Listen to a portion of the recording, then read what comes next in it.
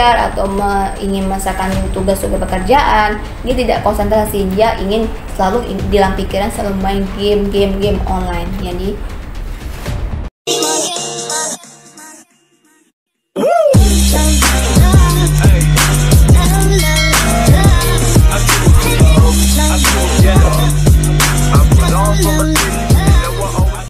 Assalamualaikum warahmatullahi wabarakatuh. Kembali ke YouTube aku. Di sini kita kembali dengan sisi mental yang perlu diketahui di kehidupan ini.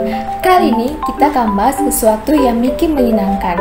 Biasanya menyenangkan itu meredakan pikiran, bahkan pikiran jenuh. Biasanya kita sebut sebuah permainan.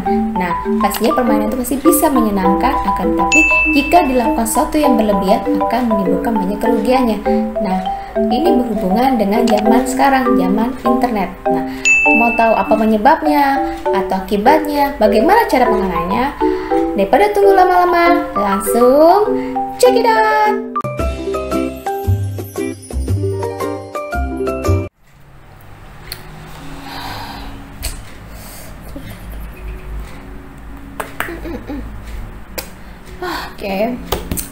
Oke, kali ini kita akan bahas tentang sesuatu yang bikin candu yang merugikan semua kalangan, baik dari diri sendiri maupun orang lain, dan bisa membahayakan semua kalangan.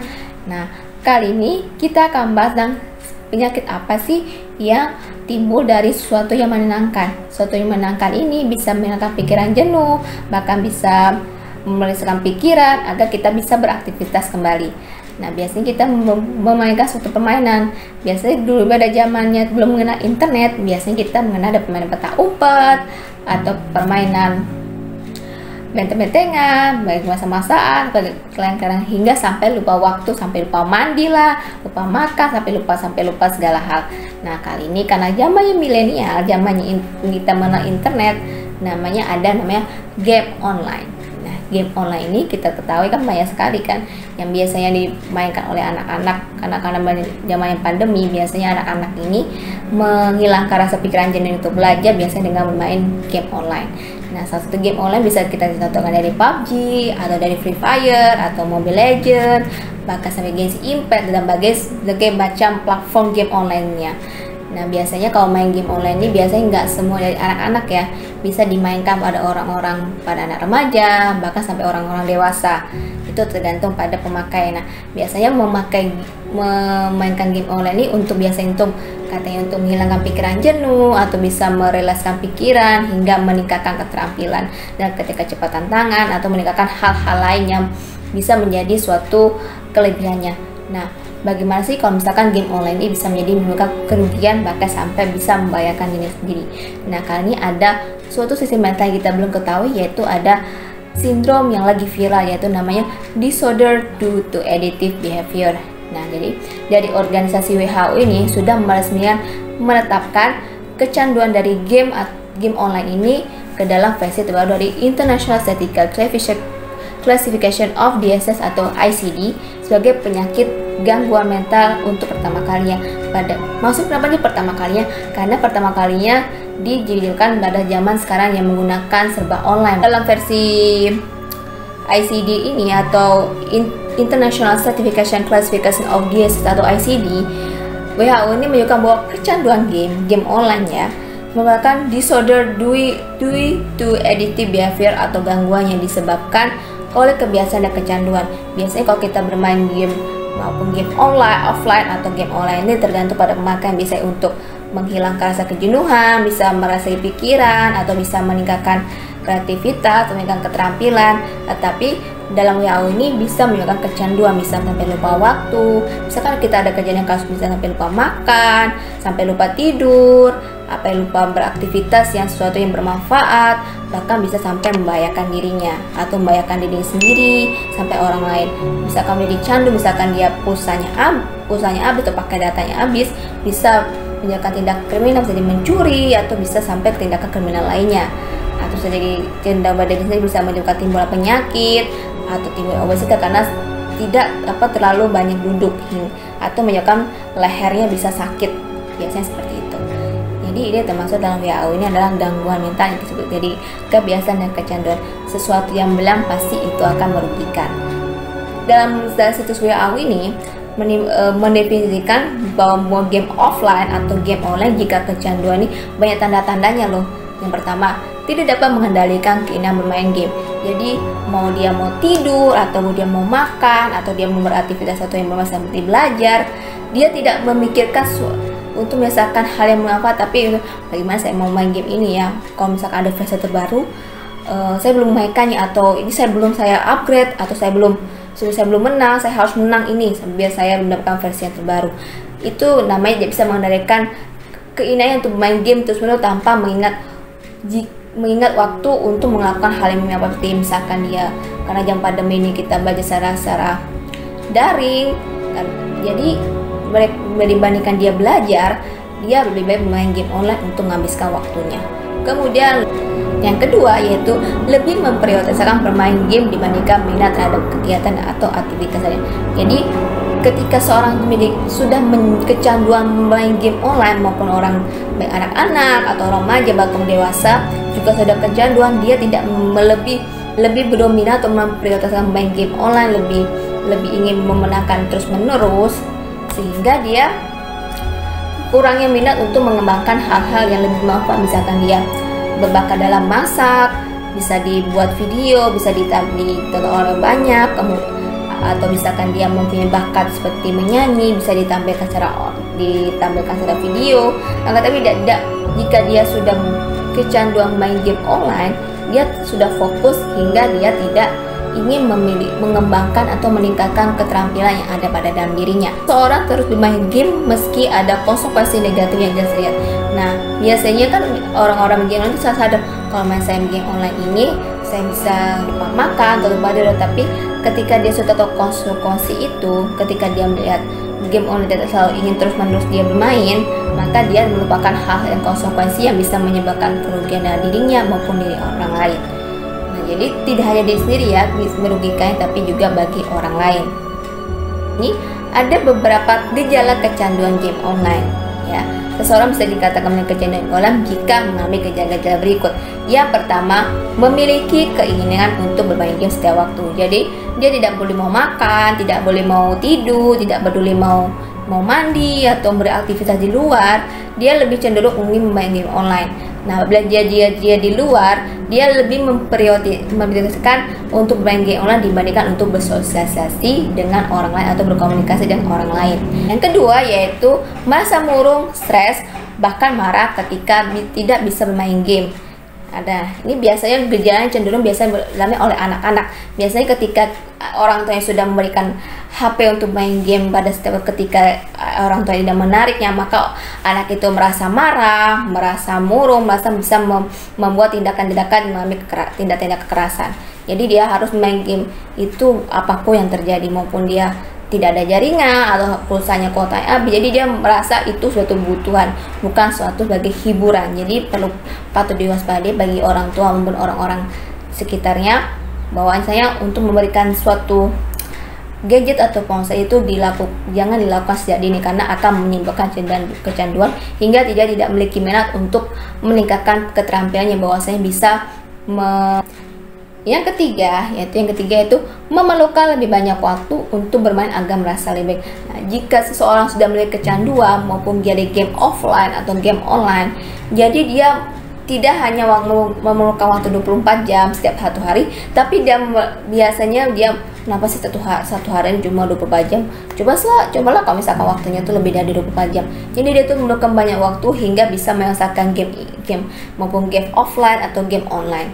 Jadi tidak hanya game online bisa berbahaya, tapi juga game offline. Yang keempat yaitu menghabiskan sebagian besar waktunya untuk main game tanpa menjalani aktivitas lain seperti makan, mandi, tidur, belajar, bahkan bekerja. Biasanya kan karena jam pandemi ini kan serba online. Jadi biasanya untuk menghilangkan rasa kejenuhannya, rasa pikirannya agar dia rileks, biasanya dengan bermain game.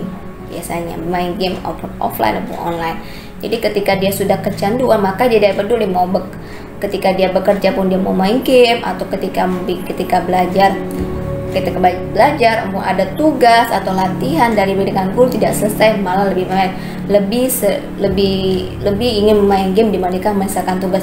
Bahkan sudah ditagih oleh guru yang pun dosennya itu tidak dikerjakan maupun tidak selesai. Bahkan misalkan, kenapa kamu tidak aktif di sini? Kalau misal alasannya habis paket atau habis data atau tidak jadi, kenapa pas ketika sudah dicek kenapa dia lebih aktif di main game? Di main game itu patut diwaspadai karena dia mengalami kecanduan game offline atau game online. Kemudian mengenai masa di rumah, di sekolah, atau di kantor kayak kebiasaan main game. Nah biasanya kan kalau bermain itu pasti kita tahu takaran waktunya berapa, misalkan 15 menit, 10 menit, 15 menit, bahkan sampai 30 menit. Akan tapi kalau jika orang-orang sudah memiliki kecanduan, itu tidak memperlukan waktu, mau 30 menit bisa sampai jam atau beberapa jam, bahkan sampai berjam-jam, hingga merugikan orang lain maupun diri sendiri. Jika bekerja dia melalaikan pekerjaannya, jika dia berada di sekolah, dia maupun dari guru atau dosen atau misalkan dari peserta didik di mahasiswa, dia bisa melalaikan semua petugasnya. Kemudian ada di rumah, dia tidak membantu orang tuanya, bisa mengerjakan pekerjaan rumah atau misalnya dia menyapu atau dia lebih sering memainkan game dibandingkan untuk melakukan aktivitas itu. Jadi dia memiliki masalah, bisa jadi keributan atau bisa menjadi marah-marah dan sebagainya. Kemudian memiliki kebiasaan berulang kepada orang lain karena ada orang itu selalu bermain game. Biasanya kalau orang-orang sudah memiliki kecanduan game, itu biasanya lebih sering bawa misalkan kehabisan pulsa atau kehabisan pakai data atau tidak ada jaringan. Itu biasanya kalau misalkan dia dicek itu dia selalu menggunakan platform game online atau game offline, berarti dia sering bohong atau seringnya dia tidak menyelesaikan tugasnya, maupun tugas dari pekerjaannya, maupun tugas-tugas dari sekolah, maupun tugas-tugas sebagai profesinya, itu dia lebih sering berbohong. Oke. Menghamburkan uang untuk membeli game. Nah, ayo, siapa di sini yang biasanya membeli game dengan harga yang fantastis, misalnya dari harganya di 15.000 bahkan sampai ratusan ribu, atau membeli peralatan yang harus menggunakan uang, jadi dia kecanduan untuk membelinya hingga dia lebih semurah. Nah, ini namanya salah satu gejala kecanduan dari game online. Jadi kalau misalkan ada platform berbayar, game bayar, itu patut diwaspadai. Kalau misalkan ada orang-orang sekitar kita maupun dari anak-anak maupun orang remaja bahkan sampai orang dewasa itu bisa kecanduan dari game online, patut diwaspadai jika kita ada orang sekitar kita bisa menghamburkan uang demi untuk memasarkan game atau membeli peralatan-peralatan yang ada di game tersebut. Kasus ya, banyak kasus dari kecanduan dari game online. Kita ketahui juga kan game-gamenya ini tidak hanya game online, ada game offline. Game online kita yang saya ingat tadi ada Free Fire, PUBG, Mobile Legends, Genshin Impact dan lain sebagainya, atau game online di Nerdes atau game-game lainnya. Kayak ini menurut dari psikiater rumah sakit jiwa dari negara Indonesia ini mengatakan bahwa kecanduan game atau gawai bisa mengganggu fungsi personal seperti mengganggu aktivitas belajar, pekerjaan, bahkan aktivitas umum lain, jadi mandi, makan, atau melaksanakan pekerjaan rumah atau lain sebagainya.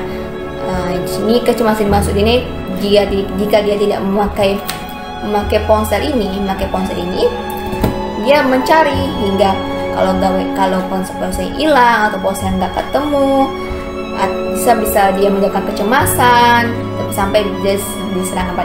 Ingat kan kalau misalkan saya pernah membahas tentang sindrom fobia yang termasuk juga misalkan kehilangan ponsel atau kehilangan gadget, dia mencari-carinya, bahkan misalkan dia takut jaringan hilang, bahkan sampai pulsa habis. Itu ada, saya sudah pernah bahas salah satu fobia dan termasuk juga dalam game online. Dia juga menimbulkan kecemasan, misalkan pulsanya habis atau pakai datanya habis atau bahkan tidak ada jaringan hingga dia timbul cemas, bagaimana saya bisa main ini atau saya bisa menangkan game ini.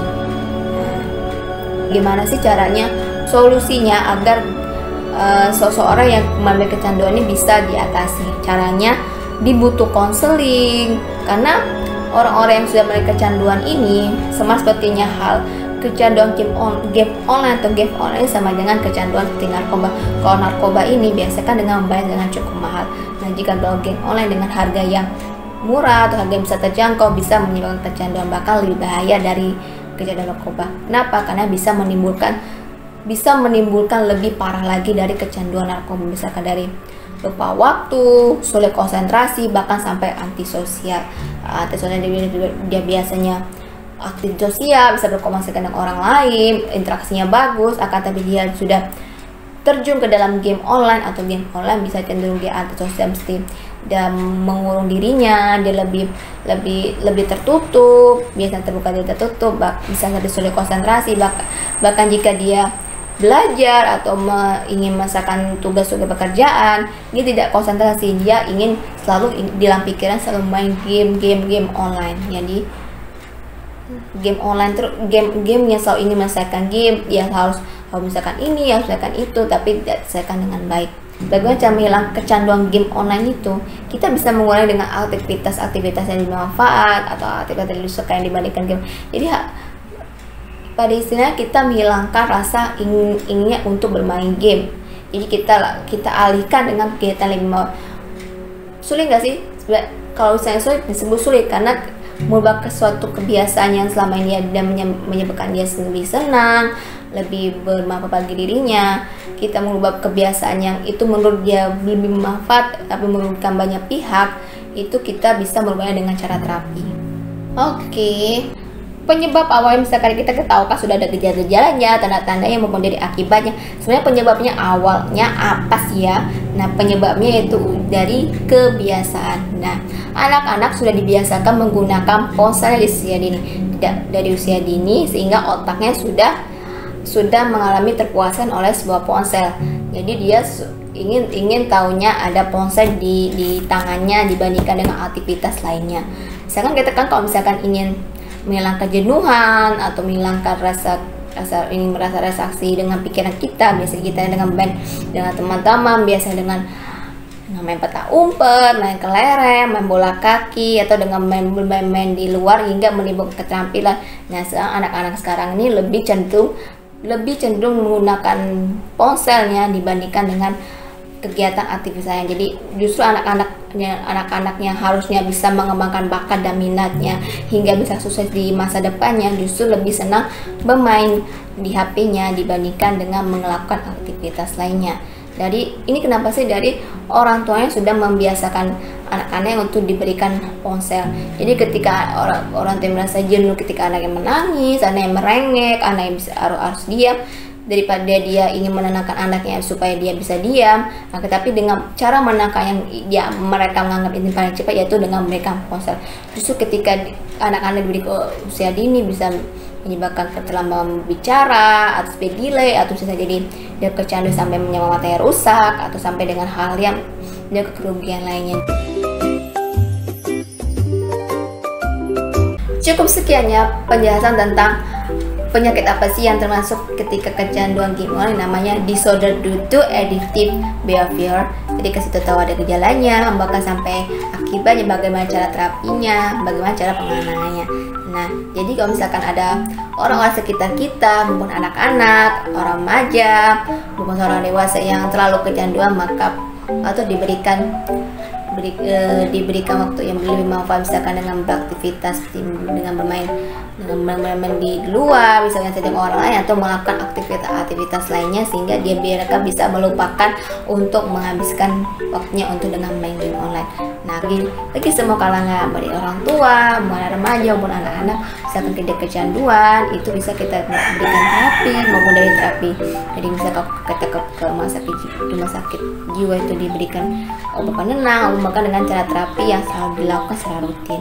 Nah, jika kalian ingin membahas topik-topik yang hangat atau bagaimana sih sebenarnya yang diketahui yang saya bahas, bisa kalian kirim ke email aku yang di sini, atau DM ke Instagram aku, atau komen di video ini. Nah, jangan lupa like video ini yang dengan video aku yang lainnya, dan jangan lupa komen dari saran-saran maupun kritik dari video aku, dan jangan lupa subscribe agar kalian bisa tahu video-video terbaru dari aku. Nah, subscribe ini gratis ya. Nah, jadi saya peringatkan kembali ya, jangan lupa like, comment, and subscribe sehingga kalian bisa tahu video-video terbaru dari aku. Nah, selamat menjalankan ibadah puasa bagi yang menjalankan. Mohon maaf lahir dan batin. Nah, sampai jumpa di video aku berikutnya. Bye bye.